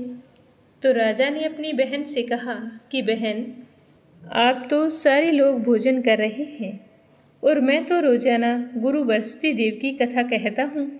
अब यहाँ पर कोई भूखा मनुष्य मिलेगा जो मेरे गुरु बृहस्पति देव की कथा सुन ले? तो बहन कहने लगी कि भैया, हमारा तो ऐसा देश है कि उठकर सारे लोग पहले भोजन करते हैं और बाद में कोई अन्य काम करते हैं। अगर कोई पड़ोस में है तो मैं देख आती हूँ।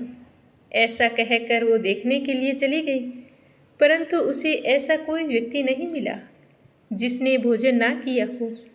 अतः वह एक कुम्हार के घर गई जिनका लड़का बीमार था। वहाँ जाकर उसे पता चला कि यहाँ पर 3 दिन से किसी ने भोजन नहीं किया है। तो रानी ने कुम्हार से कहा कि कुम्हार भाई, मेरे भाई से गुरु बृहस्पति देव की कथा सुन लो। तो कुम्हार कथा सुनने के लिए तैयार हो गया। तो राजा ने उनके घर जाकर जैसे ही कथा कही तो कुम्हार का लड़का बिल्कुल ठीक हो गया। अब तो राजा की चारों तरफ खूब प्रशंसा होने लगी। अपनी बहन के यहाँ रहते हुए कई दिन हो गए थे।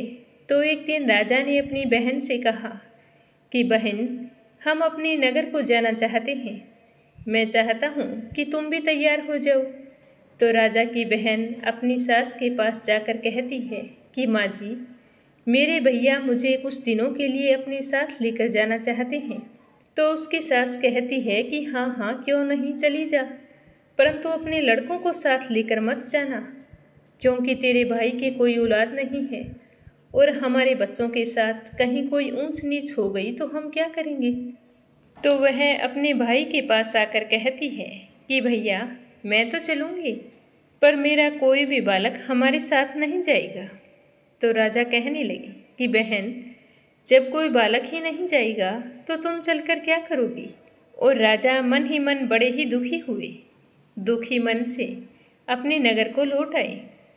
तो रानी ने आते ही पूछा कि राजन, आप इस तरह से उदास क्यों हैं, क्या बात है। तो राजा की आंखों में आंसू आ गए। तो रानी ने पूछा कि राजन, आपकी आंखों में आंसू, क्या बात हो गई, वहाँ पर सारे कुशल मंगल तो थे ना। तो राजा ने सारी बात बताते हुए कहा कि मेरी बहन अकेली आ रही थी, अपने बच्चों को ससुराल में छोड़ के आ रही थी, क्योंकि हम निर्वंशी हैं, हमारा तो मुंह देखने का भी धर्म नहीं है। इस तरह कहते हुए राजा रोने लगे। तो रानी उन्हें चुप कराती हुई कहने लगी कि हे प्रभु, गुरु बृहस्पति देव ने हमें सब कुछ दिया है और मुझे पूरा विश्वास है कि औलाद भी अवश्य ही देंगे। पर राजा बड़े ही उदास थे। उस दिन उन्होंने भोजन नहीं किया, भूखे प्यासे सो गए। तो उसी रात को गुरु बृहस्पति देव ने राजा को स्वप्न में दर्शन देकर कहा कि हे राजा, सारे सोच त्याग दे, तेरी रानी गर्भ से है। तो राजा यह बात सुनकर बहुत ही खुश हुए। सुबह होते ही राजा ने यह खबर रानी को सुनाई। तो राजा और रानी दोनों बहुत ही खुश हुए और अपनी संतान का बड़ी ही बेसब्री से इंतजार करने लगे। 9 महीने पूरे होने पर रानी ने बहुत ही सुंदर पुत्र को जन्म दिया। राजा पुत्र जन्म से बहुत ही खुश थे। फिर रानी के पास आकर कहते हैं कि हे रानी, स्त्री भोजन के बिना रह सकती है, परंतु कहे बिना नहीं रह सकती। फिर भी मैं आपसे कुछ कहना चाहता हूँ। जब मेरी बहन यहाँ पर आए तो तुम उसे कुछ मत कहना। तो रानी ने राजा की बात सुनकर हाँ कर दी। राजा की बहन को जब यह शुभ समाचार मिला कि भाई के घर पुत्र का जन्म हुआ है तो वह बहुत ही खुश हुई और बधाई लेकर अपने भैया के यहाँ आ पहुँची। जिस समय वह आई उस समय राजा घर पर नहीं थे। तो रानी कहने लगी कि ननंद बाईसा, घोड़ा चढ़कर तो नहीं आई, गधा चढ़ी आई हो। तो राजा की बहन कहने लगी कि भाभी, अगर मैं इस प्रकार ना कहती तो तुम्हें औलाद कैसे मिलती। गुरु बृहस्पति देव ऐसे ही हैं, जैसी जिसके मन में कामना होती है वे उन्हीं को पूर्ण करते हैं। जो सद्भावना पूर्वक गुरुवार का व्रत करता है और व्रत कथा पढ़ता है, सुनता है या सुनाता है, उसकी सारी मनोकामनाएं गुरु बृहस्पति देव पूरी कर देते हैं और सदैव उसकी रक्षा करते हैं। इस संसार में जो भी मनुष्य सद्भावना से भगवान जी का पूजन व्रत सच्चे हृदय से करता है, उसकी सारी मनोकामनाएं पूर्ण होती है। प्रेम से बोलो, गुरु बृहस्पति देवता की जय हो, विष्णु भगवान की जय हो। अब आपने सुनते हैं लपसी और तपसी की कहानी। बोलो लपसी तपसी की जय हो। बहुत पुराने समय की बात है। एक गांव में एक ब्राह्मण परिवार रहा करता था। उसमें पति पत्नी के अलावा उनके 2 बच्चे थे। एक बेटा था, एक बेटी थी। ब्राह्मण दंपति बहुत ही सरल स्वभाव के थे। समय मिलने पर प्रभु का स्मरण किया करते थे उनकी बेटी बहुत ही संस्कारी और सुशील थी, लेकिन उनका बेटा आवारा किस्म का था। वह कोई काम धाम नहीं करता और ना ही कभी अपने माँ बाप का कहना मानता था। समय के साथ दोनों बहन भाई बड़े हो गए। बहन की शादी कर दी गई, पर भाई का वही हाल था। उसके माँ बाप ने उसे समझाया कि बेटा, अब हम वृद्ध हो चले हैं, तुम कोई काम किया करो, लेकिन उस पर उनकी बातों का कोई असर नहीं होता था। तो एक दिन ब्राह्मणी अपने पति से कहने लगी कि स्वामी, आप बिल्कुल काम छोड़ दीजिए। जब घर में कुछ भी नहीं होगा तो यह अपनी जिम्मेदारी समझेगा और काम पर लग जाएगा। तो ब्राह्मण ने दूसरे दिन से काम पर जाना छोड़ दिया। तो यह देखकर उनके बेटे ने कोई काम नहीं किया और चोरी करने चला गया। आते जाते राहगीरों को लूट लेता और उसी से अपने घर का गुजारा किया करता था। तो उसकी लूटने और चोरी करने की आदत से सारे गांव वाले उसे लपसी कहने लगे। तो लपसी की इस हरकत से उसके माँ बाप बहुत ही दुखी रहते थे, पर वह किसी की सुनने के लिए तैयार नहीं था। इसी तरह समय बीतता गया। एक दिन की बात है कि लपसी एक पीपल के पेड़ पर बैठा था। तभी शिव पार्वती जा रहे थे। पार्वती माता गहनों से लदी हुई थी। तो लपसी उन्हें देखकर सोचने लगा कि सूरत के कितने गहने हैं, आज ये सारे के सारे लूट लूँगा तो मुझे कई महीनों तक चोरी नहीं करनी पड़ेगी। तो वह लूटने के इरादे से पीपल की ओट में होकर बैठ गया। जैसे ही शिव पार्वती वहाँ से जाने लगे तो लपसी एकदम से शिव पार्वती के सामने आकर कहने लगा कि जल्दी से जितने सारे गहने पहन रखे हैं उतार दो। तो पार्वती माता कहने लगी कि तुम चोरी क्यों करती हो, तुम्हें पता है चोरी करना पाप है। तो लपसी कहने लगा कि क्या करूं, घर पर मेरे माँ बाप हैं, मेरी एक भांजी है, उनके लिए दोनों समय भोजन की व्यवस्था कहाँ से करूं, मुझे कोई काम तो आता नहीं है। तो लपसी की बात सुनकर पार्वती माता कहने लगी कि तुम जो चोरी करके पाप करते हो, इस पाप का भागी कौन बनेगा। तो लपसी कहने लगा कि मेरे घर वाले सारे बनेंगे। तो पार्वती माता कहने लगी कि कोई नहीं बनेगा, पाप के भागी केवल तुम बनोगे। तो लपसी कहने लगा कि मैं लूट खोस कर उन्हीं के लिए लेकर जाता हूँ, तो पाप के भागी तो उन्हें बनना ही पड़ेगा। तो लपसी की बात सुनकर पार्वती माता ने हंसकर कहा कि हम यहीं पर बैठे हैं और तुम अपने घर जाओ, अपने घर वालों से पूछो कि कोई तुम्हारे पाप का भागी बनेगा क्या। तो यह सुनकर लपसी भागा भागा अपने घर आया और अपनी माँ के पास गया और कहने लगा कि माँ, मैं चोरी करके लाता हूँ, राह चलते राहगीरों को लूटता हूँ, तुम्हारे लिए ही तो करता हूँ। तो तुम मुझे एक बात बताओ, चोरी करने से जो पाप लगता है तो आप मेरे पाप के भागी बनोगे। तो लपसी की बात सुनकर उसकी माँ कहने लगी कि बेटा, मैंने तो तुमसे नहीं कहा कि तुम चोरी करके लाओ, तुम कमा कर लाओ, हमें तो 2 वक्त की रोटी चाहिए, मैं तो तुम्हारी पाप की भागी नहीं बनूंगी। तो माँ के मुंह से इस तरह की बात सुनकर लपसी तो हैरान हो गया। फिर वह अपने पिताजी के पास गया और जाकर कहने लगा कि पिताजी, मैं जो कुछ भी लूट खोस के लाता हूँ वो आपके लिए ही तो लाता हूँ। देखो मैंने लूट कर कितना धन इकट्ठा कर लिया है, कितने ऐशो आराम है तुम्हारे। अगर मैं चोरी नहीं करता तो क्या ये सब हमें मिलता। पिताजी, मैं तुमसे एक बात पूछता हूँ कि चोरी करने से पाप लगता है, तो उस पाप में आप मेरे भागीदार बनोगे क्या।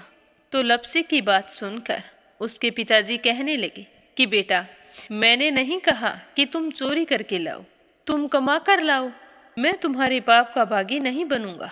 तो माँ बाप के मुंह से इस तरह की बात सुनकर वह बहुत ही उदास हुआ और सोचने लगा कि मैं कितने महीनों से चोरी कर रहा हूँ, ना जाने मुझ पर कितना पाप चढ़ गया है, और ये तो बोल रहे हैं कि पाप के भागी हम नहीं बनेंगे, तो अब क्या होगा। तो वह बड़े ही दुखी मन से शिव पार्वती से मिलने के लिए चल पड़ा।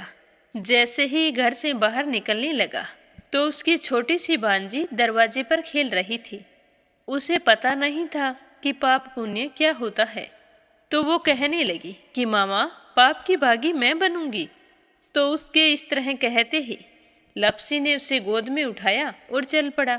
शिवजी भगवान और पार्वती माता के पास जाकर कहने लगा कि घर वालों ने पाप का भागी बनने से मना कर दिया है और एक यही है जो पाप की भागी बनने को तैयार है। फिर लप्सी बड़े ही दीन स्वर में कहने लगा कि हे भगवान, मैं समझ गया हूँ कि चोरी करना पाप है। आज तक जो मैंने काम किया वो बहुत ही गलत था, लेकिन अब मैं इसका प्रायश्चित करना चाहता हूँ। अब तुम ही बताओ, मुझे मेरे पापों से मुक्ति कैसे मिलेगी? तो उसकी बात सुनकर शिव पार्वती बहुत ही खुश हुए और लप्सी को कच्चे सूत का एक छोटा सा गोला देते हुए कहा कि लप्सी, ये सूत लो और इस पीपल के चारों ओर परिक्रमा लगाओ। जब यह सूत समाप्त हो जाएगा तब तुम्हारे सारे पाप नष्ट हो जाएंगे। तो यह सुनकर लप्सी बहुत ही खुश हुआ। सोचने लगा कि छोटा सा गोला है, अभी लपेटकर घर चला जाऊंगा, उसके बाद में कभी कोई पाप नहीं करूंगा। फिर उसने अपनी बांजी को कंधे पर बैठाया और पीपल की परिक्रमा लगानी शुरू कर दी। अब भगवान का वह सूत खत्म कहाँ होने वाला था। लप्सी चक्कर लगाता गया पर वह सूत खत्म नहीं हुआ। चक्कर लगाते लगाते 1 महीने, 6 महीने, साल, पूरे 12 साल बीत गए पर वह सूत खत्म नहीं हुआ। 12 साल बाद एक बार फिर शिव पार्वती जी वहाँ से गुजर रहे थे तो पार्वती माता ने कहा कि स्वामी, चलो लप्सी को चलकर देखते हैं। तो शिवजी कहने लगे, वो चोरी करने वाला, लूटने वाला कब का चला गया होगा? तो पार्वती माता कहने लगी कि नहीं स्वामी, चलकर देखने में क्या जाता है, चलो एक बार देखते हैं। तो शिव पार्वती जी जैसे ही पीपल वृक्ष के पास आए तो देखा कि लप्सी तो अब भी चक्कर लगा रहा है। वहाँ चारों ओर गहरी खाई हो गई है और लप्सी की बड़ी बड़ी दाढ़ी, मूंछें, नाखून बढ़ गए हैं। तो यह देखकर पार्वती माता ने कहा कि देखो स्वामी, आप तो कह रहे थे कि वो कब का ही चला गया, देखो इसके मन में सच्ची भक्ति है। तो पार्वती की बात सुनकर शिवजी ने कहा कि चलो अभी देख लेता हूँ। तो यह कहकर शिवजी ने एक सोने का कड़ा लप्सी के आगे फेंक दिया। तो लप्सी ने झट से उसके ऊपर पैर कर लिया। फिर अचानक से उसका ध्यान शिव पार्वती जी की ओर गया तो वो हाथ जोड़कर कहने लगा कि भगवान, अब तो मेरे पाप समाप्त हो गए होंगे, आप मुझे यहाँ से जाने की आज्ञा दीजिए। आपका यह सूत अभी तक खत्म नहीं हुआ है। तो शिवजी भगवान ने कहा कि तुम्हारे पाप कर्म भी अभी तक पूरे नहीं हुए हैं। तो शिवजी की बात सुनकर लप्सी कहने लगा कि भगवान, मुझे पूरे 12 वर्ष हो गए हैं आपकी भक्ति करते करते, और अब भी आप मुझ पर शक कर रहे हैं। तो शिवजी ने कहा कि अपना पैर उठाओ। तो जैसे ही लप्सी ने अपना पैर उठाया तो उसके पैर के नीचे सोने का कड़ा था। तो यह देखकर लप्सी शर्मिंदा हो गया और कहने लगा कि प्रभु, गलती हो गई, मुझे माफ़ करो, आगे से मैं ऐसी गलती कभी नहीं करूँगा। तो शिवजी कहने लगे कि नहीं लप्सी, तुम्हारा पाप ऐसे पूरा नहीं हो सकता। अब तुम्हें 12 वर्ष तक और इसी तरह परिक्रमा करनी होगी, उसी के बाद तुम्हारे पाप समाप्त होंगे। यह कहकर शिव पार्वती वहाँ से चले गए और वह फिर से पीपल के पेड़ की परिक्रमा करता रहा। करते करते 12 साल बीत गए। 12 साल बाद में शिव पार्वती जी वहाँ पर आए तो उन्होंने देखा कि आज भी वो वहीं पर चक्कर लगा रहा है। तो शिवजी ने फिर उसके सामने सोने की अंगूठी फेंकी पर उसने कोई ध्यान नहीं दिया। तो शिवजी भगवान प्रसन्न होकर कहने लगे कि हे लप्सी, आज से तुम मेरी तपस्या करके तपसी बन गए हो। मैं तुम्हें वरदान देता हूँ कि तुम अपने जीवन में सारे सुखों को प्राप्त करेगा। और तूने 24 बरस तक मेरी भक्ति की है, इसका फल भी तुझे अवश्य मिलेगा।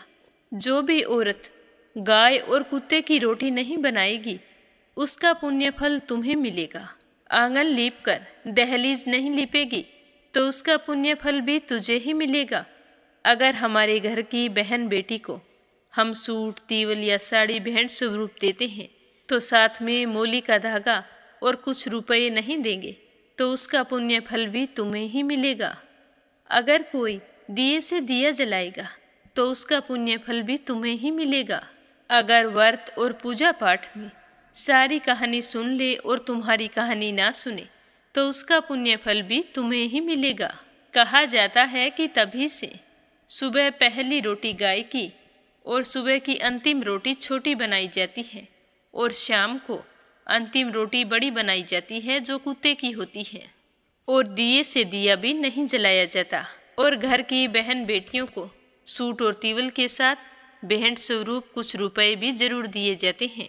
और उसी दिन से हर व्रत कथा के बाद में लपसी तपसी की कहानी जरूर सुनी जाती है और कथा समाप्त होने पर कहा जाता है कि लपसी का फल लपसी को मिले, तपसी का फल तपसी को मिले। हमारी पूजा पाठ का, हमारे व्रत का और हमारी कहानी का पुण्य फल हमें मिले। बोलो लपसी तपसी की जय हो। तो ये थी लपसी और तपसी की कहानी। लपसी तपसी दो भाई नहीं थे। लपसी और तपसी एक ही आदमी का नाम था। लूट कर लाता था, इसीलिए उसे लपसी के नाम से पुकारते थे और फिर भगवान की तपस्या करने के कारण उसे तपसी के नाम से जाना जाने लगा। बोलो लपसी तपसी की जय हो। अब अपने सुनते हैं कथा सुनने वाले प्यारे श्रोताओं के नाम। आज का पहला कमेंट परमिला रानी, विश्वास, सुधीर, राजेश, संजय कनाडा से। दूसरा है रवि सैनी, सीमा सैनी, मलियाना से। और तीसरा है परमेश्वरी, रघुवीर सिंह, दिल्ली से। संजय, सोनिया, हिताक्षी, दीपेश, मयंक, हरियाणा से। प्रिया, रणवीर देसवाल, पवनी देसवाल, वरदान देसवाल, मेरठ से। दिल्ली, बहादुर भंडारी, सरिता भंडारी, नम्रता भंडारी, सूरज भंडारी, नेपाल से। अपराजिता, मीना श्रीवास्तव, नेपाल से। रामचंद्र, मांडिया, लक्ष्य, राजस्थान से। राधा रोहिला, दिल्ली से। अंजना, सरस्वती, आर्यन, उद्धव आचार्य, नेपाल से। रेखा, धर्मेंद्र शर्मा, जयपुर से। निर्मला सिसोदिया, दिल्ली से। आशा शर्मा, विष्णु, ज्योति, अंशु, भीलवाड़ा से। कमला, गुरुग्राम से। रितिका, अर्जुनगंज, लखनऊ से। अलका, नोएडा से। श्रीमती यशोदा, उड़ीसा से।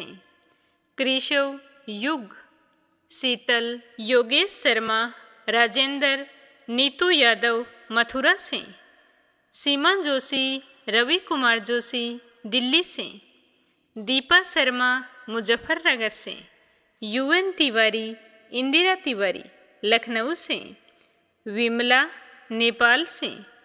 सुनीता गोस्वामी, गीता गोस्वामी, मेरठ से। सुमन चांदोरा, जोधपुर से। दीपिका यादव, रायपुर से। प्रोमिला रानी, विश्वास, सुधीर, राजेश, कनाडा से। रानी कुमारी, धोली से। सुनीता पवार, कृषु कुमार, मध्य प्रदेश से।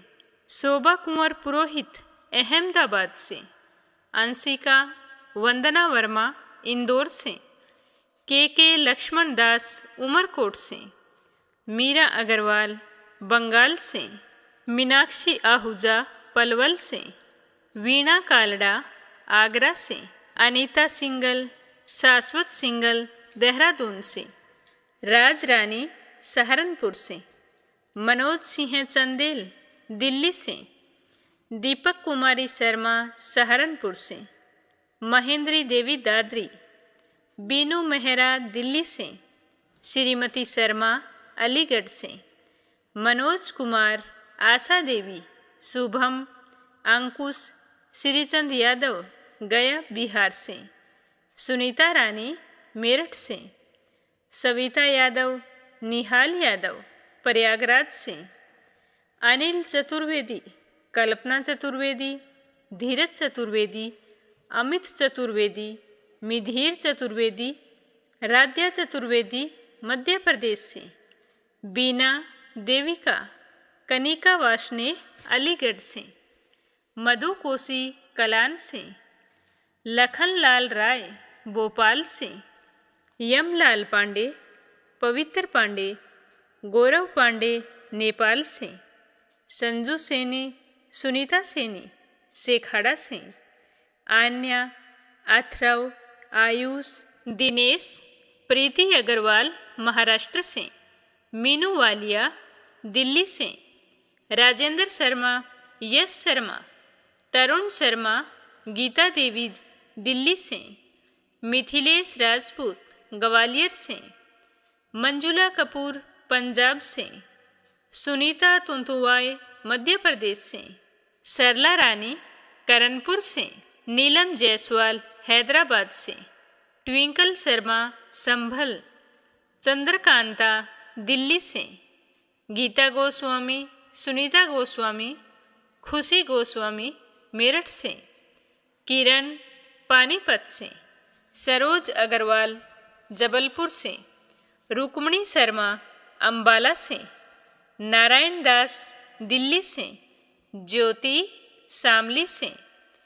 पिंकी विशाल कुमार सेठ जौनपुर से, मधुबाला भिवानी, पूजा पाठक उत्तराखंड देहरादून कोशानी से, कोमल निर्मल मुंबई मीरा रोड से, ललिता नेपाल से, पूनम यादव करेली से, अनीता रोहतक से, सुनीता गोयल उत्तराखंड से, नंदा पांडुरंग पुजारी ब्रह्मपुरी महाराष्ट्र से, सीमा देवी, मुन्नी देवी, रजनी बड़ोला उत्तराखंड से, विमला कलका से, निर्मला पांचाल करनाल से, अशोक कुमार जी भटनागर भोपाल मध्य प्रदेश से, पूनम तरुण वशिष्ठ दिल्ली से, कमलेश भल्ला जम्मू से, शांताबेन वाघेला गुजरात से, मधु गोस्वामी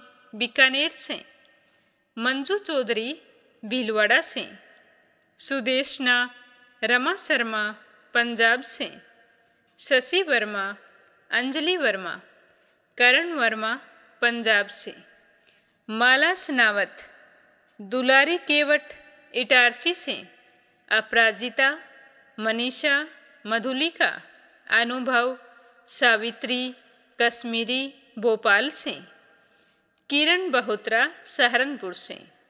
आज दोपहर 1 बजे पोपाबाई की कहानी अलग से प्रस्तुत की जाएगी। आपने जितने दिन सुनने का नियम लिया है सुन सकते हैं। देवी सिंह हैं कार्तिक, पायल, सौम्या, उमा रघुवंशी गजबा सौदा से, प्रभा चांडक अकोला से, मोहिनी शर्मा फरीदाबाद से, सुदेश शर्मा बीके शर्मा लुधियाना से, नीलम देवतावल मुंबई से, राधा रानी बिश्नोई राजस्थान से, पुष्पा चंदर बेंगलुरु से, कमलेश लाल रुड़की से, जयश्री पंवार, गोरखनाथ पंवार, आरना, शीतल, विश्वजीत महाराष्ट्र से, निकिता सेजवानी, करण सेजवानी, विशाल सेजवानी, पवन सेजवानी, पायल सेजवानी अहमदाबाद से। आप सभी श्रोताओं का बहुत बहुत धन्यवाद जो आपने कार्तिक मास महात्म्य को इतनी श्रद्धा भाव से सुना है। तो इसी तरह मार्गशीर्ष मास के महात्म्य को सुनते रहिए। साथ ही इस चैनल पर प्रस्तुत होने वाली कथा और अध्याय ज़्यादा से ज़्यादा अपने रिश्तेदारों और मित्रगणों में शेयर करें। आपको एक बार फिर से मार्गशीर्ष माह के शुभारंभ की हार्दिक शुभकामनाएं। इसी कामना के साथ ओम नमः शिवाय, हर हर महादेव।